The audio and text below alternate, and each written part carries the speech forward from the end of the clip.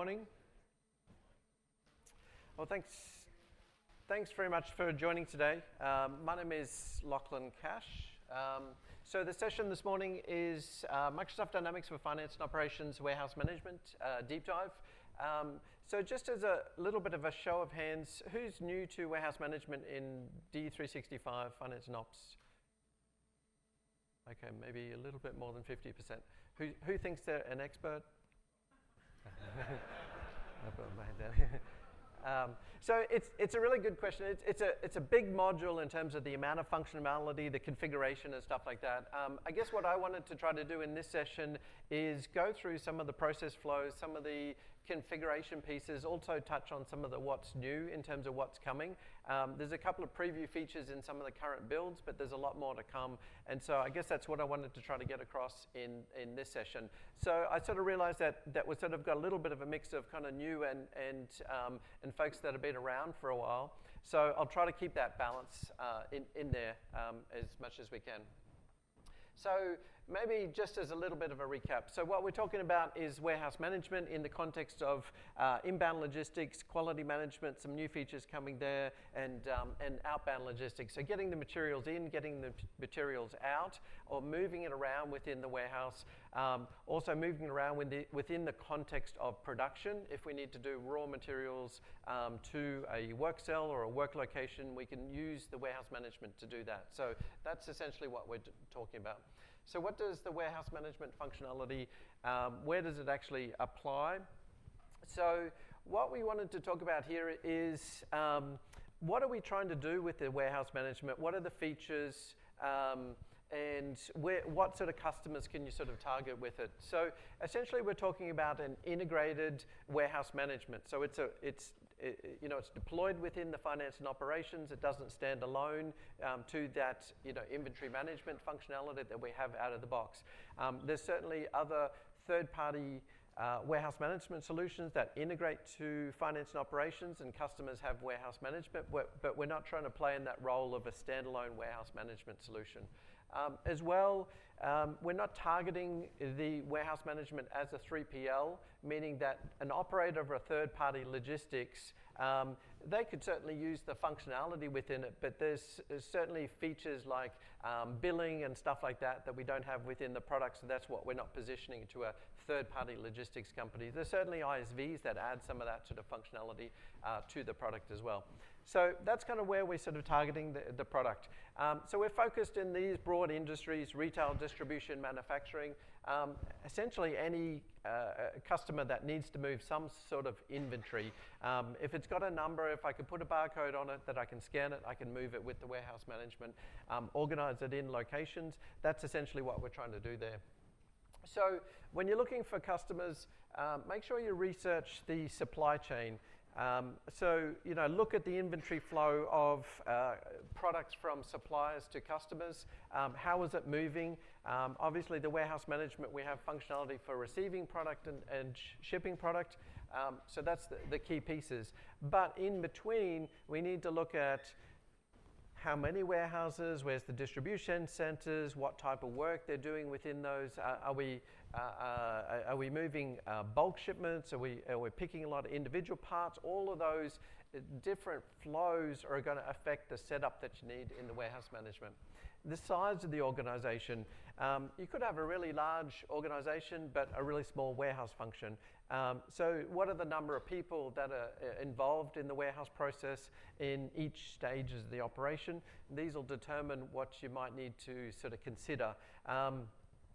For example, when we get to picking functions or put away movements, if we have a small number of people, good chance they're pretty much autonomous in the warehouse. They know what to go and do in terms of work. So maybe user-directed functions when we set up user-directed picking and putting are probably fine for them because they'll just go and do the work that they need to do, as opposed to system-directed where the system's just going to tell them. That might be overkill for a small sort of warehouse. So we need to apply the functionality to the size of the organization. So what's the nature of the product? So, turnover of the product, physical size. We have customers in many different industries. whether they're building an engineered product and using warehouse management to ship a large engineered product, to a typical parcel shipping type implementation. So you need to look at the size of the product and how it's moved, how it's stored, because that'll determine obviously the rules and how you're configuring the warehouse. So types of products like discrete products, engineered products, bulk products. We have process manufacturing customers that are using warehouse management. So I've got a vat. I'm going to take some product out of a vat into a picking bin. We'll move it over to a blending location, for example. All of those things are possible. They're all just movements of product through the warehouse, for example. We do have an ownership concept that's in there, which is consignment, largely on the supply side. So as I'm moving inventory into the warehouse, who's owning it? So it could still be owned by the vendor up until the time we consume that. So there is a consignment piece in there, for example. So we want to also look at the speed. How fast is product moving through the cycle? Do we have conveyor belt systems? Like, do we have any sort of materials, equipment handling that are moving product in the warehouse? Because that'll determine the functional needs that you're going to need to apply to the configuration. The types of shipping, are we just doing parcel shipping? Therefore, do we need carrier interfaces? So you might need to go and get some add-on solutions, for example. So we need to look at that sort of functional flow. Are we doing like full truckload, less than truckload? How is that shipping sort of organized? Because that'll determine how we sort of manage the loads, shipments, and how do we sort of configure that work or shipments to get out. Are we doing things like our own deliveries? Do we have our own trucks? How are we managing those? Whether we manage them or not, it's still a load, still a shipment. We're going to put it onto a truck. It's just the organization of that, and then how do we interface to organizing that truck to actually be there, for example. Paper versus devices. So we'll have a look in the process. We do have a warehouse mobile device app. So it's the application that'll run on an Android or a Windows-based device. Now, what you need to look in some organizations is, do you really need a mobile device? We have some very large customers that ship large products, use the warehouse management, but because the products are large, the people know where to go in the warehouse. As long as they've got a piece of paper, that's fine for them. They don't necessarily need to go and scan it because it's a large product. They know where to go and pick it from and stuff like that. So there's certainly situations where you need to sort of say, is a mobile device overkill for the patterns and scenarios that the customer's trying to apply? So you need to look at those. Also, in the context of, are you coming from a scenario where everything is paper-based today? So we print a paper picking list, and therefore the users are happy with paper because they check their check marks on as they check it through. Is that good enough for them? Obviously, that's a training exercise to train them onto a new mobile device. That adds some control capabilities, and that's maybe what's needed to move from paper to a device-based implementation, for example. But obviously, you need to look at those in terms of what effects that's going to have on the workers, what can they do, how can they move their materials, and don't get them stuck, for example. We need to look at, are we doing any sort of value-added services through the warehouse? So, for example, do we do any sort of kitting or some sort of line assembly process in terms of we sell a bunch of lines on the sales order, so we sell those lines and then in the warehouse when we pick them, someone does some sort of kitting for them, for example. So in the warehouse we don't really have a kitting process. We could work around it, but that's where you need to look at those processes and what is it that you really need to implement in the warehouse. All right. So other things are equipment and automation. We have some new features, and I'll touch on them in a bit, that's coming in terms of do we have pick walls, for example, or do we do a pick to light sort of scenario, those sort of things, because that may mean that you need to maybe build an interface to some of that equipment. We have customers that use material handling equipment like Cardex, for example, so very small parts. The pick list gets sent to the Cardex system. The picker just hits the button and the Cardex system will roll around. We don't have that integration out of the box, but so if you need that, you may need to look at like how does those processes get enabled, for example. So organization, intercompany. The warehouse management in F&O is within the legal entity. So you need to look at that organization in terms of if I've got two legal entities and I'm storing products in each of those legal entities, and therefore I need to warehouse them, is it the same people that operate the same functions? Because essentially they'll need to do the ability to change a company, for example. And so you need to look at that segregation of how the data is organized in the application as well. So all of these things will affect the setup and the process. So some things to sort of consider. Regulation, for example, we have some customers that ship hazardous materials. Out of the box at the moment, we don't have codes and classifications that really are needed to print on shipping documentation for hazardous materials. Certainly customers have got interfaces to third-party solutions, for example, like Process Weaver and things like that.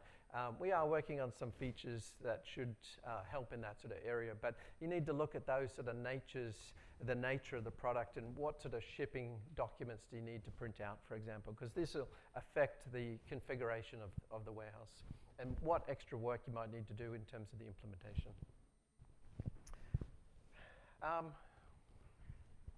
So quality. I'll touch on quality. There is some integration to the quality module in warehouse management, so I can create a quality order when I receive some product, and therefore I might work on the quality order to check the product. There's some features that we've got coming to enhance some of that, and we'll talk about that a little bit later. So retail. Often we have a lot of customers using warehouse management with the retail sort of capabilities that we have. So we need to look at the processes in terms of what happens in, for example, a DC and what happens in a store. Essentially, a retail store has got a warehouse behind it. So when we configure a retail store, there's a warehouse connected to it. But are those people that are going to do the inventory receiving at the store, are they going to be full warehouse type people, or are they going to be people that operate just the point of sale? And so therefore, what interface do we need to give them? So those are some of the capabilities you need to look at that workflow from a DC. How do we organize transfer orders? Because that replenishment capability we have, and how do we move those orders? How do people work in the back-end store? Can they use the mobile device in the store, or do they need it, for example? So I've touched on some of the different pieces of distribution type customers. We do have a transport module in the application, and the transport module is got some functionality like freight invoice reconciliation. I can manage my carriers, carrier rates, and things like that. We don't have a yard management feature, so these are some things that if you might need to do customizations or look for in terms of, we do have a basic docking and appointment sort of functionality. So those are the things you need to make sure that we look at the overall sort of process flow of what is it that you need to implement, for example. Alrighty. So let's review sort of some of the core sort of capabilities that we're doing. So when we're receiving products, obviously we're integrated to purchase management, so we can create a purchase order, we can receipt it through the mobile device and put the product away. And we'll have a look at that in the process, more in the context of what needs to be configured in the back-end application to configure some of these processes, because there is a lot of tools that you have, a lot of tools and rules to go and configure processes. So I'll skip over some of these features at high level so we can get into some of the back-end configuration and see what it looks like. Obviously, we can ship product. So we do have features like containerization and packing stations. So if I need to pack into a box, put a label on it, those sort of things, then we have a packing station to do that. And obviously, core warehouse functions like cycle counting, those sort of capabilities are in the product to handle the day-to-day sort of processes. So the mobile device function, this is what we're going to see when we work. One of the nice things is we can configure the menu items through the menuing system.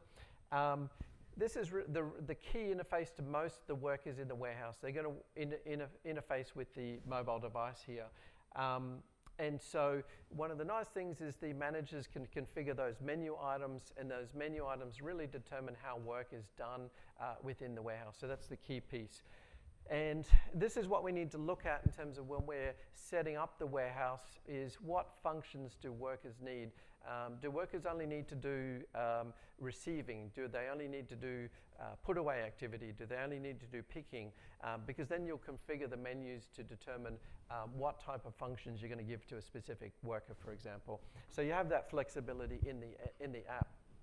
Now the application is essentially just a shell application that you'll get from the Play Store or the Windows Store, and then the menu configuration is in the back-end application. So if you change the menus, you don't need to redeploy the device that's on the actual, the app that's actually on the device. So that's one of the advantages for the configuration piece that's in there. So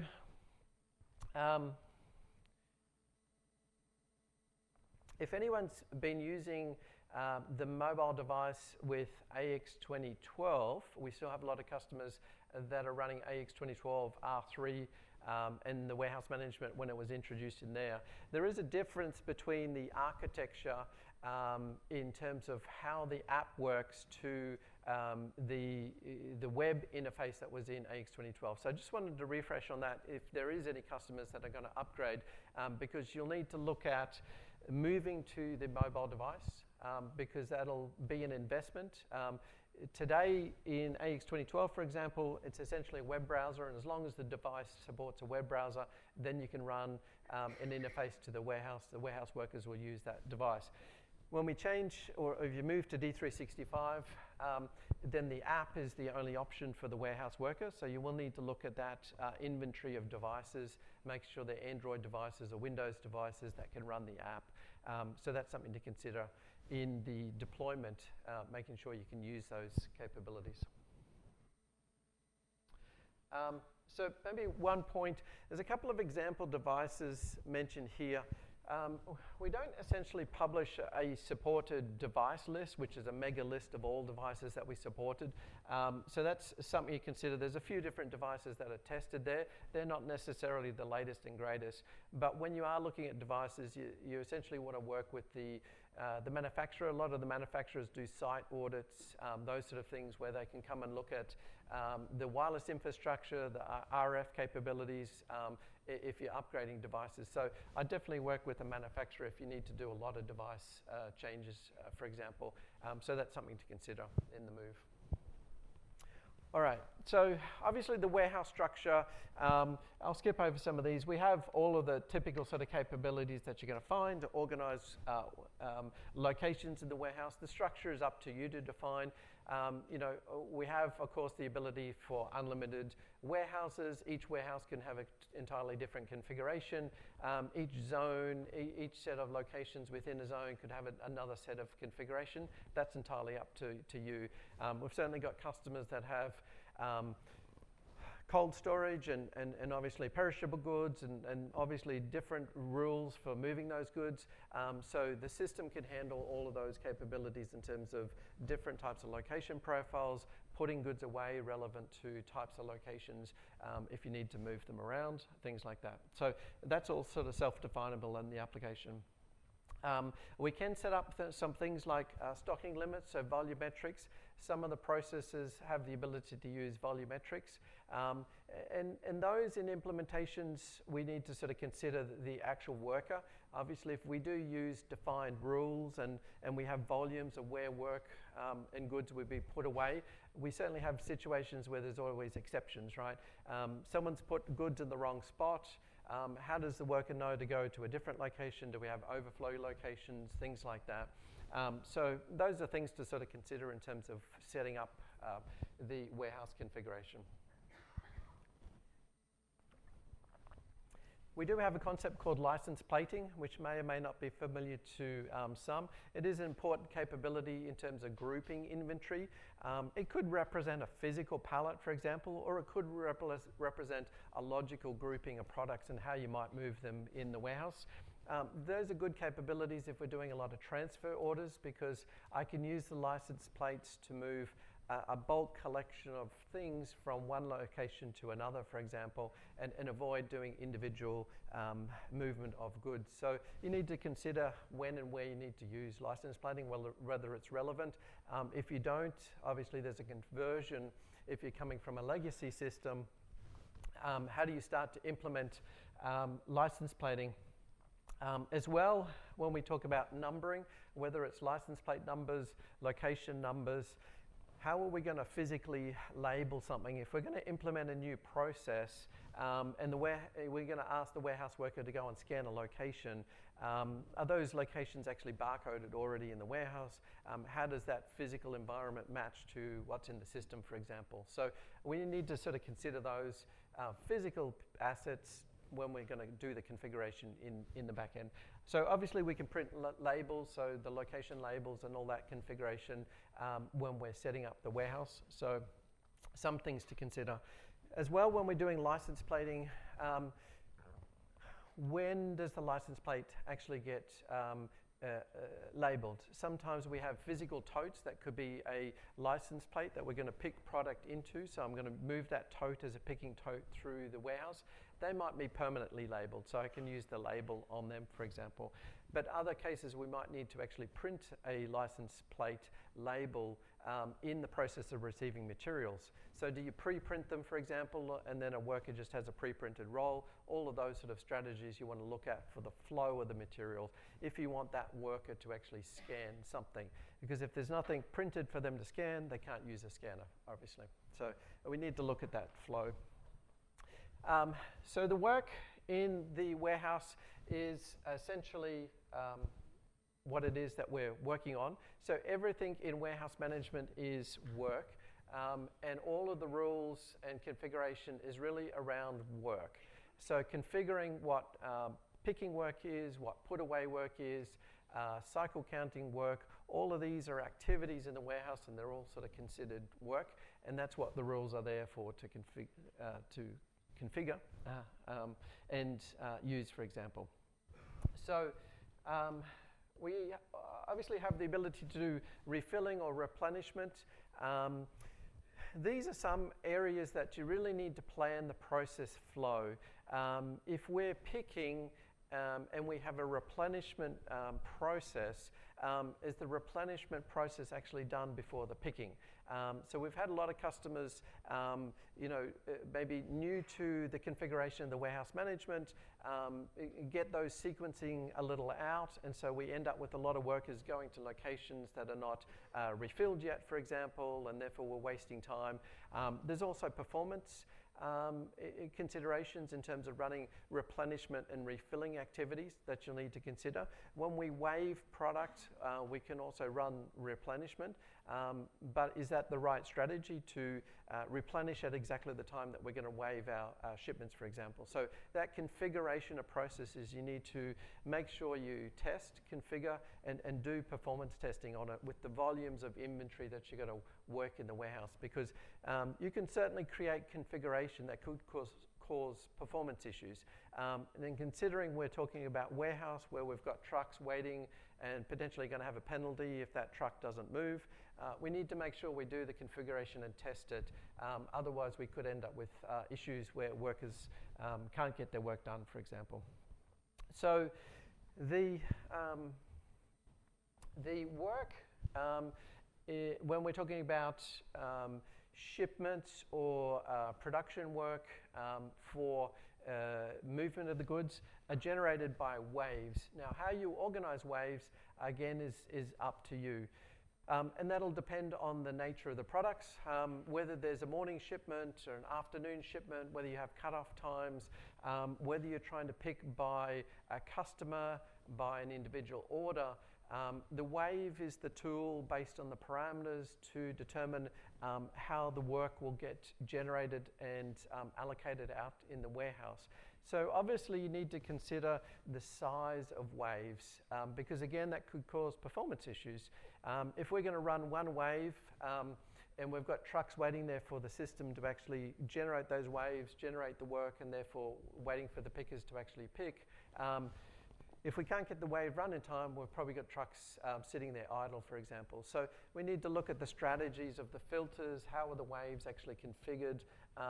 What is it that you're actually trying to get out in that run? So there's lots of different strategies. We don't necessarily need to have one wave, for example. You could have waves based on types of products. You could have waves based on exception codes, because you have the ability to filter a wave.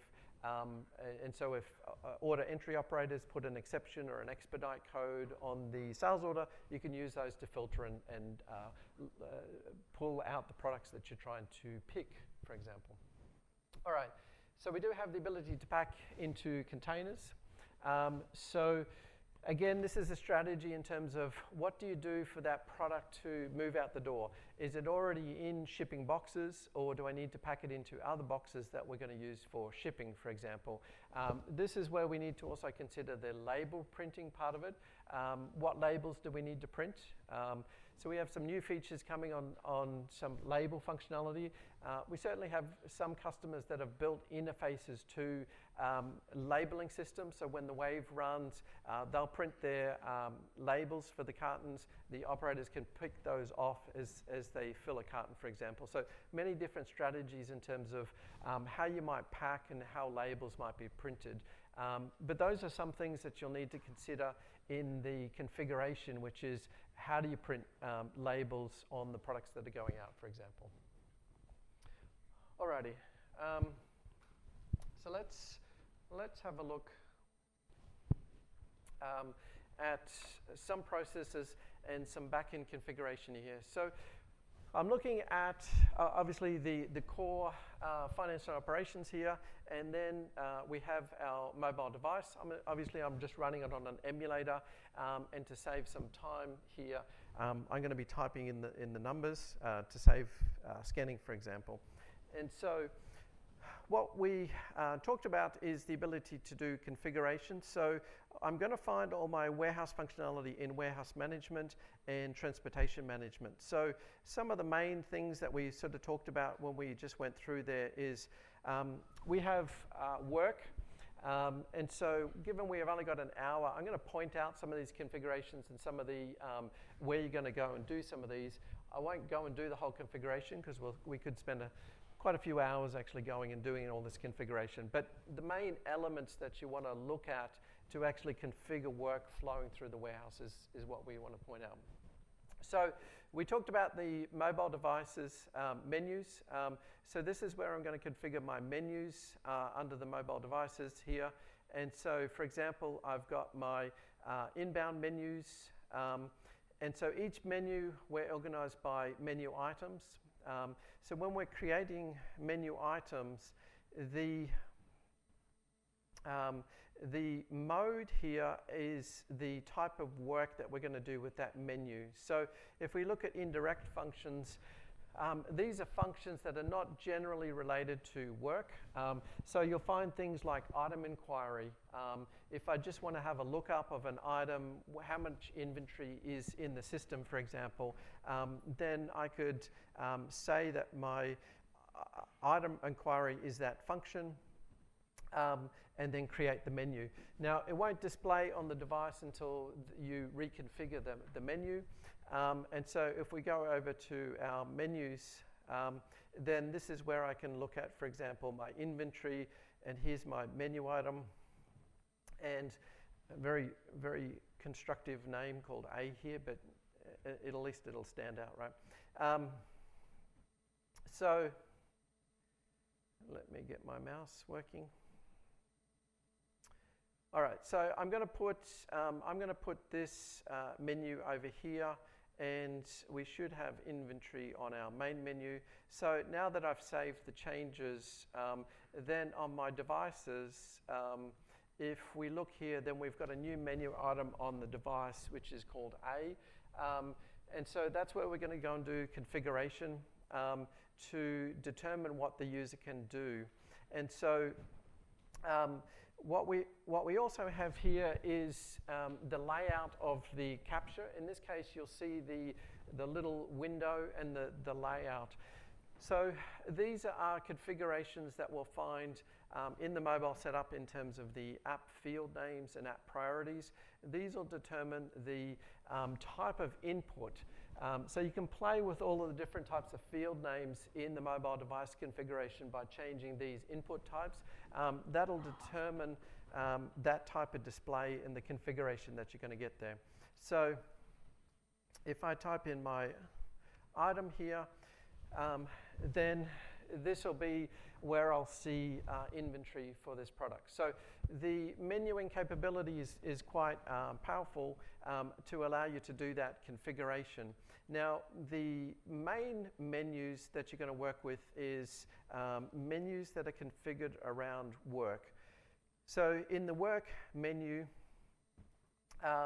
this is where we're going to configure a connection to things like work classes, and the work classes have a connection to our work templates. At the end of the day, they're filtering capabilities. When the user clicks the menu, what's that connection to the device that they're going to see? So this is where we're going to configure the actual interaction with the mobile device and how the user works with it. So we'll see options here. For example, am I allowed to split work? So for example, does a worker gets to a location, or they've got a quantity of work, but they know they can't handle a quantity of work, and they split the work and do it in two pieces, for example. So you want to determine the rules of what you're allowing the operator to actually process when they work through the warehouse. All right, so there's many different functions that we might want to sort of configure through there. Now, we want to configure things called work templates. And the connection here is, we'll see over there, the work class at the bottom end of the line. So the work templates are based on the document in the system. And so we have many different documents, obviously, in terms of what type of work we might be trying to manage. So if it's a sales order, purchase order, raw materials picking, transfer line, transfer receipt, all of those type of documents throughout the system will have a work template, and therefore each of those type of documents we can configure the rules for. So the rules are generally how is work generated, which are our pick and put lines, for example.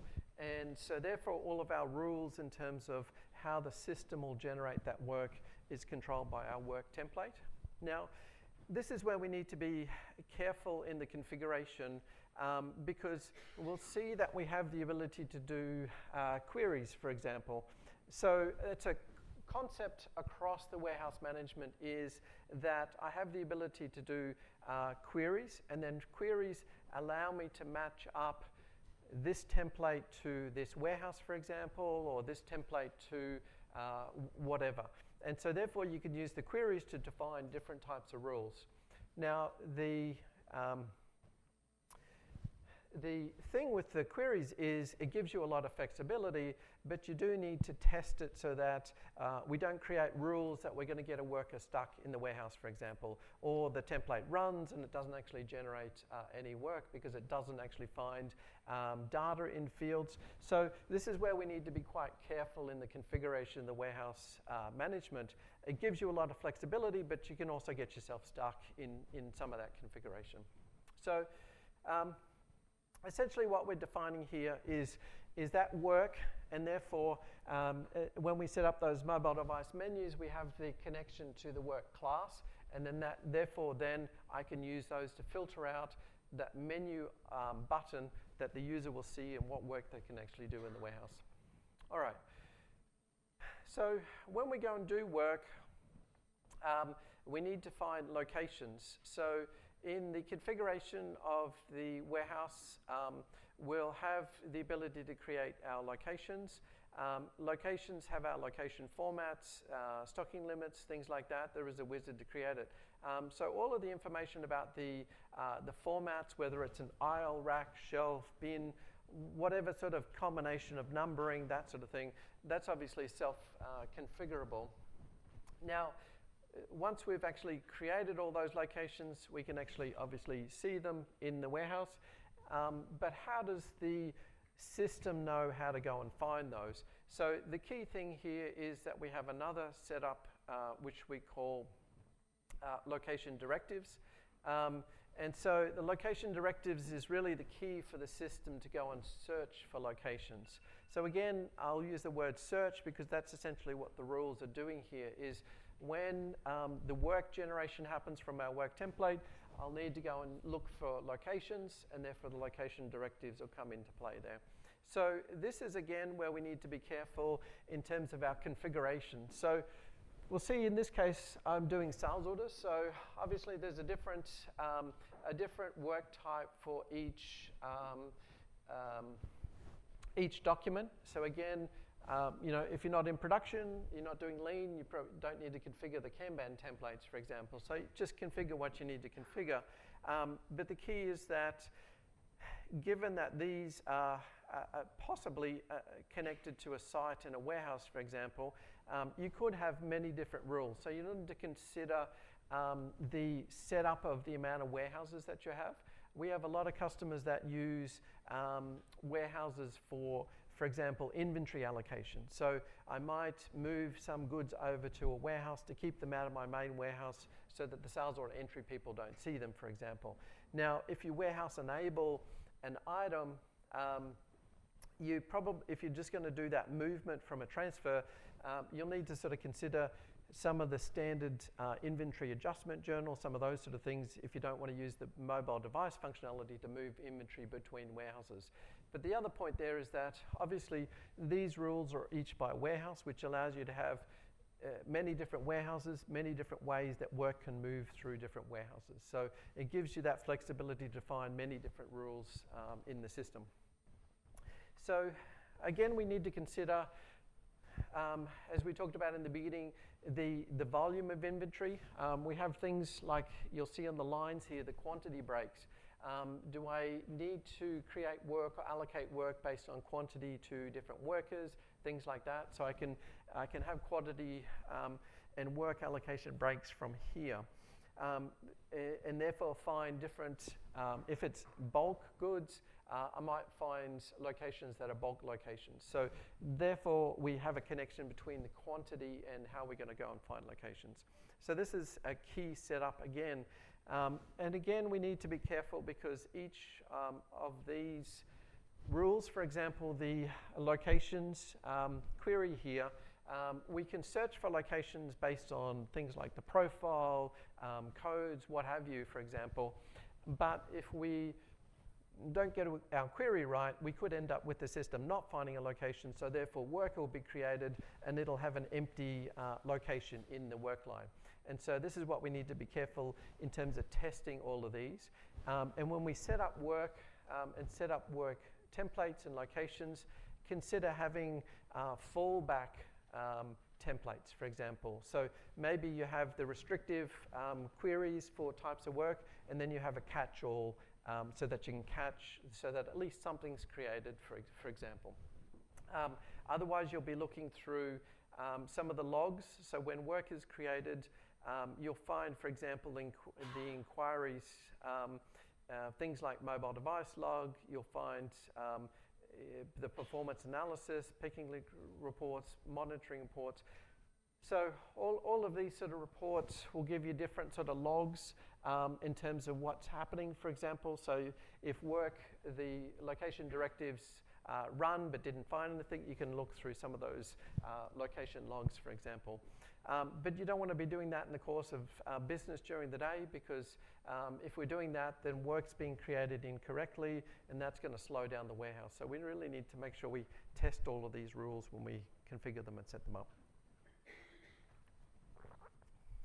Alrighty. So at the end of the day, these configurations will generate work for us in here. And what we'll see in here is work being generated. Now the work will be generated from the wave. And so, or from the wave or from menu functions, for example, in a receiving. And so this is where we need to look at what is actually being configured. And so if we have our rules configured, then the work will be generated and we have the ability to execute some of those things. So let's go and do a few of these things. Now what I've done is put in a couple of documents so that will shortcut the process here. So I save a bit of keying here. So let's go and have a look at a basic process.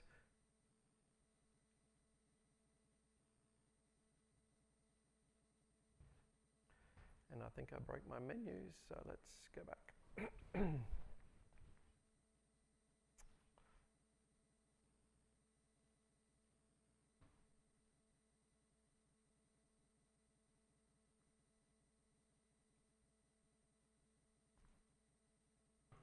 So good example of being careful, because I deleted my menu there, for example.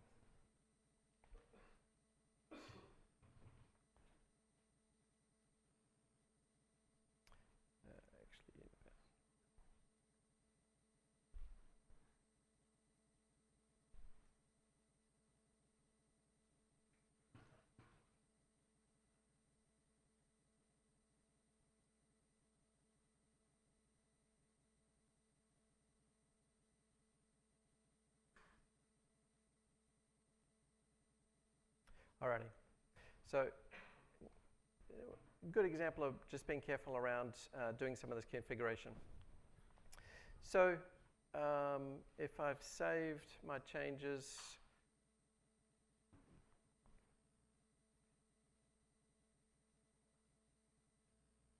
all right, I messed them up, but that'll do for the moment.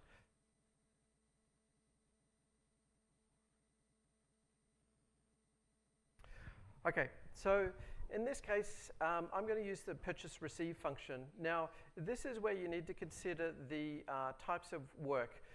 And how is this configured? Do you do it in 2 stages? Do you do it in 1 stage? Because each of the menu items will determine the type of work. So you'll see, for example, I can do purchase put away, and I can do a purchase receive. But we do have the function to actually do a receive and a put away in 1 step. So you need to consider that flow of work in terms of what menu and what functions you need to provide.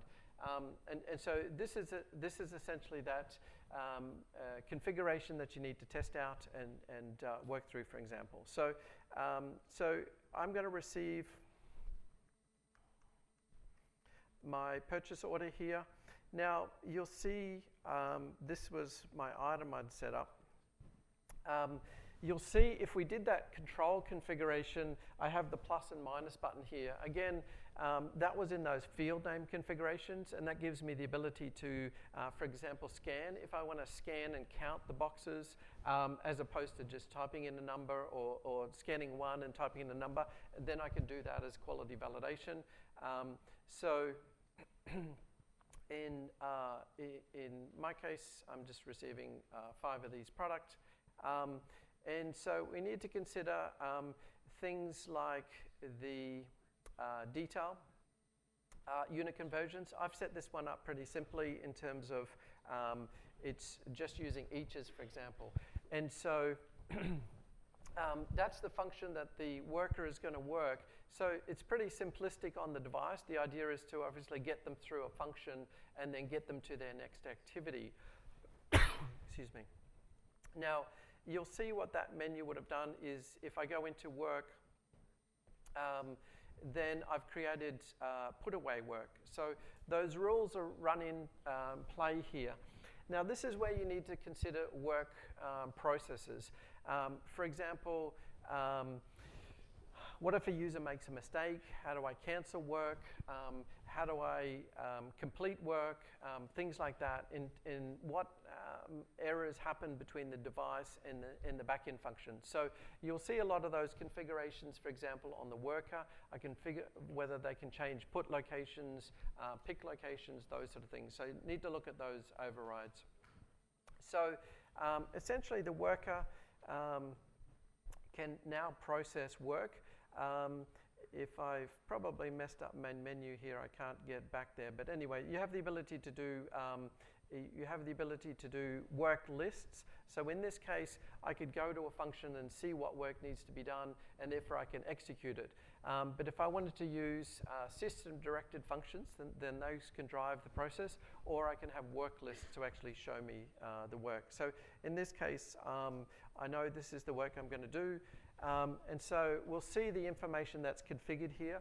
A lot of the menu devices will give you, the menu parameters on the device will give you the ability to control what information gets displayed here, so users can see additional confirmation.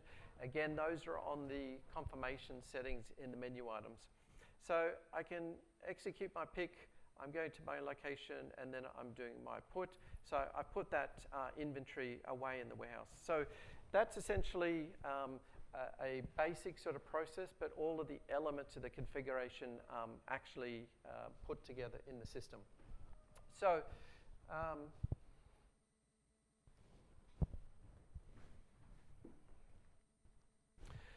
what else do we need to look at? So we have integrated transportation management. We can use the loads function to load planning. And so we have the freight reconciliation. So we do have the ability to do rating and appointment scheduling. Again, this is for the docks that you have, the inbound, outbound docks on your warehouse. So you can do a basic driver check-in, check-out function, for example. The freight invoice capability is fairly handy. We do have some customers that didn't really need full warehouse management, but if I want to use transportation management, I need to use the full warehouse management function. But you can set up warehouse minimally enough with a warehouse with basic locations to still get inventory through in a minimal sort of way, but allow you to use transportation management. So they've set it up just to be able to get to use freight invoice, for example. So there's different freight engines that we can use to do rating, freight reconciliation, for example. Once we import the bills, how does it find and match the loads that we need to do? There is a Power BI capability. It gives you the ability to, I don't want to do updates right now. It gives you the ability to look at some of those metrics of inventory moving through the warehouse. So you can use those data entities and obviously customize those a lot further to look at some of those metrics that you might want to measure in your warehouse, for example. So you do have that capability. And I realized I was showing that on the screen, but I didn't switch monitors. But anyways, I'll leave it at that. So, so you do have those Power BIs.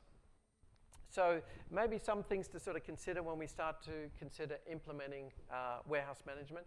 The first thing is plan. As I've sort of mentioned a few times, like plan and test and plan and test. We have a lot of customers that have done basic configuration, gone live, and then the trucks start backing up at the warehouse door on the day they go live because they can't get product out. It's not a situation that we really want to be in. So the key is that really we want to make sure we test and make sure we configure all those rules and look for some of the performance issues that could happen if we do over-configure the system, for example. So consider phases. Am I implementing different warehouses incrementally, things like that. So I'll skip through this fairly quickly, and then we'll get on to maybe some of the new stuff that's coming. So make sure we do a proper gap fit. What features do we need? Obviously, we have the ability to do customization. I can obviously build new types of menu items. I can't change the warehouse mobile device app, but you can do customization to build new types of menu items and stuff like that. Data migration is quite important. We have had customers that move from non-license plate into license plate tracking when they implement the warehouse. So obviously we need to consider that reconciliation of what's in the physical world to what's in the system, because in the data migration, if we don't get that data migration right, the rules are going to start running and we're going to start sending pickers to locations where there's no inventory. And so we've certainly had customers that have done that as well in the process of implementing, and so therefore we waste a lot of workers' time skipping work, moving to different locations. So we really need to consider that data migration and test that data migration when you move over. I'll skip over these a little bit quicker, but they'll be there in the slides. So, make sure we educate, don't don't try to implement just legacy processes into the new warehouse. It is a different set of terminology and configuration in terms of how we do configure. So you might want to just make sure we educate first how it works and then see what the gaps are, for example. So I'll skip over some of these things just in the spirit of time. So fit gap, devices we talked about before, customizations. So some customizations we often sort of see is label integration. So many different and creative ways to do labels. We don't have a label designer, so you will need a label designer. We can take the ZPL output from the label designer and use it in the warehouse, but you will need some sort of label designer. Unless you're using pre-printed labels, those sort of things.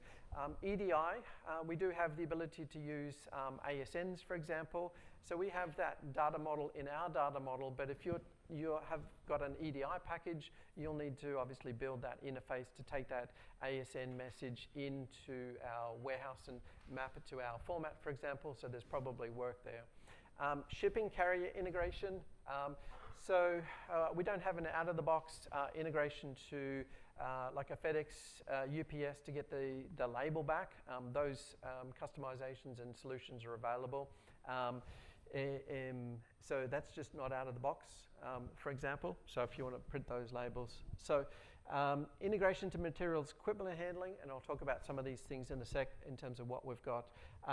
Integration to other shipping software. We do have a lot of customers that use our warehouse management, but they've been using other software like Process Weaver, things like that, to actually print all of the shipping documentation. So they just send pick lists or manifest to those applications, and then they've already got their pre-printed documentation. So not saying we don't have all the documentations, but it's just that they'd been using some of those software before. So those are common patterns of where we're seeing customers implement different types of configuration. Data migration we talked about. Documentation, it's not too early to start training. Get key people from the warehouse and train them early. It's really key to that conversion process. Testing. It seems kind of silly, don't go live without testing, but we've certainly had customers gone live without testing.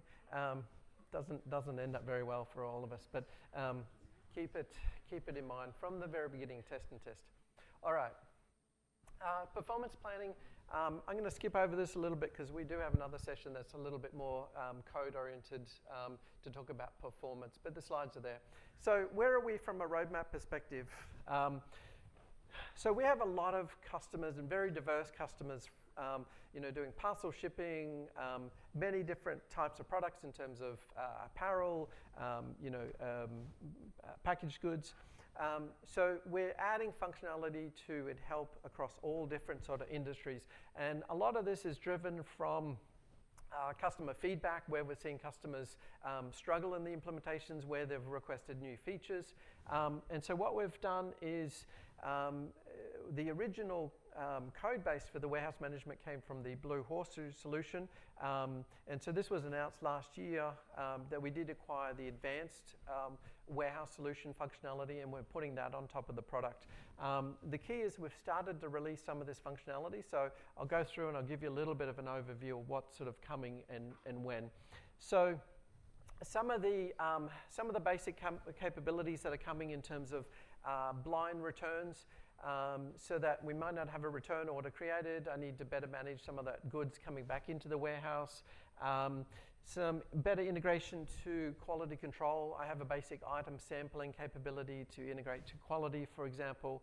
On outbounds, we have some new wave label printing steps, so I can do some additional printing of labels when the wave runs.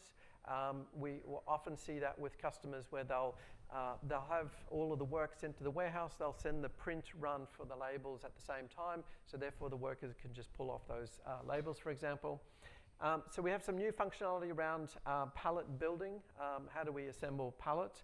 So a lot of the functionality is really around handling exceptions better. In terms of warehouse workers going to locations, splitting work, splitting shipments, those sort of things. That's where we'll find a lot of additional functionality. So we'll see, for example, as I mentioned before, we have some enhanced small parcel carrier functionality, but we haven't got the actual service call piece, so that would still be an add-on piece when we release this functionality.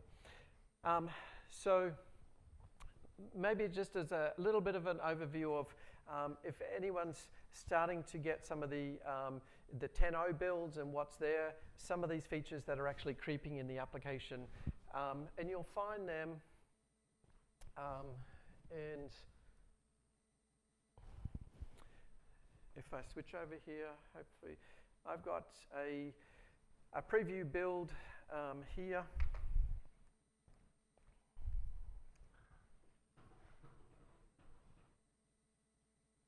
And if it logs on for me.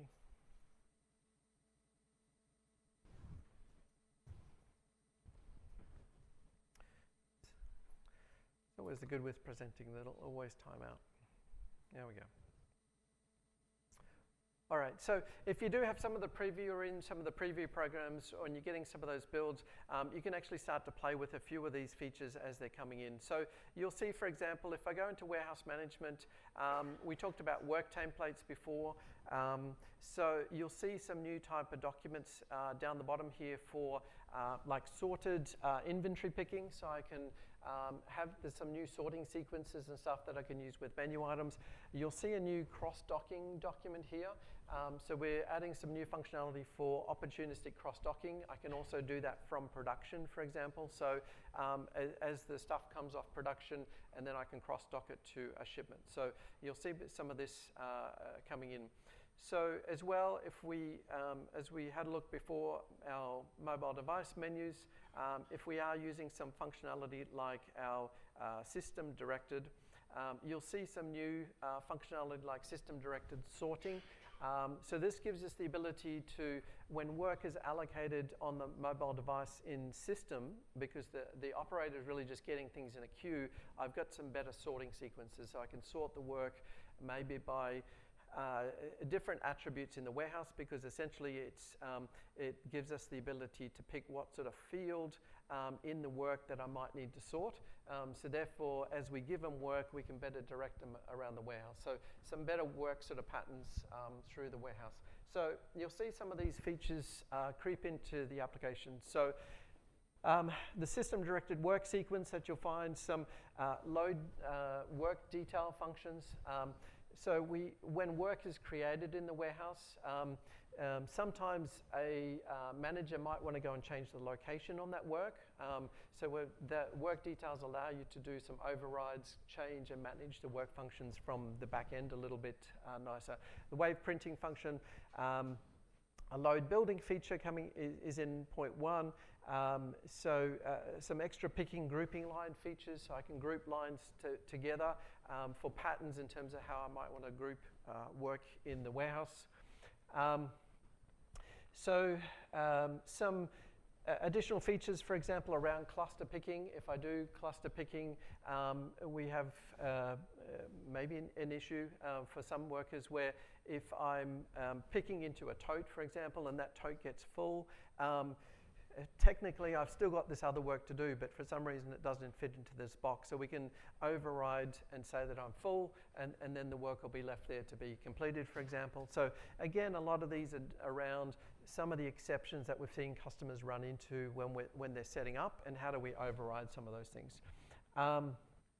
So the sorting feature example, replenishment over location capacity. This again where we've seen customers where they have a fixed location for goods, because we can set up fixed locations for item and put them in that. But there's often seasonality where we might have preparation for our season coming up, and so therefore we have a bulk order come in and we haven't changed our fixed location. So we still want to put the goods in the warehouse, but if I send them to my normal fixed location, it's going to be full. So we have the ability to overfill it, for example, some rules like that. So again, trying to help the workers deal with some of these exceptions and how do they work. So other things to sort of mention is that we do have fixes coming in. Again, Given that we're running in the cloud and we've got a lot of interaction with customers, we are trying to keep up with the issues customers come into and the hot fixes. So if you are working with warehouse, make sure you keep current and take some of these hot fixes that are there. So I've just listed out a few.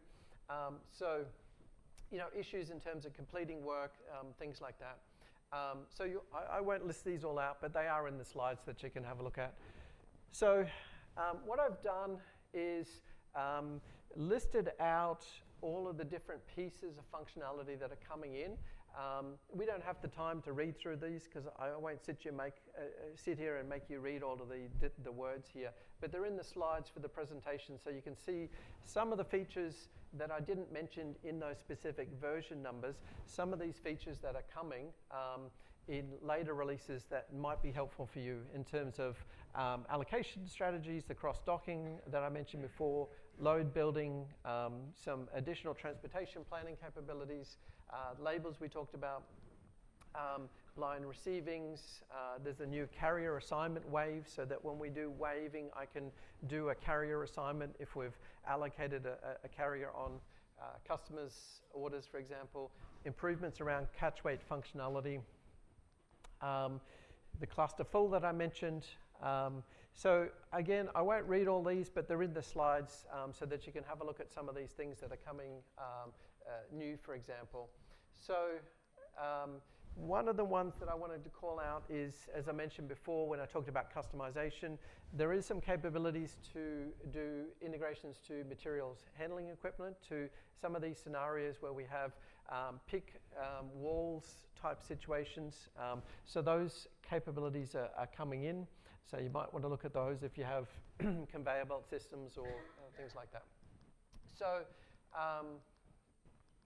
there is a lot of new stuff coming, but those current ones are listed on the slides. So you'll see that we're continuing to do a lot of work to improve the warehouse. It's a big investment area for us in terms of what we're trying to improve. So if you're looking to sort of keep up to date, there is a supply chain team blog that you can find information. I have a blog there. I'd like to do more often, but you'll find a lot of basic sort of videos there, how to set up warehouse and stuff like that. If you want to join the community feedback, if you're interested in warehouse management, then you can get on Yammer group there. And so the release roadmaps that you're going to find there, so that's where a lot of these are listed. So with that, thanks very much for coming in. Hopefully it gives you a little bit of information further around what's there, some configuration in the warehouse. It'll give you a little bit of guide in terms of starting out and configuring some of the capabilities in the warehouse and a little bit of the roadmap that we're working on. So enjoy the rest of the conference.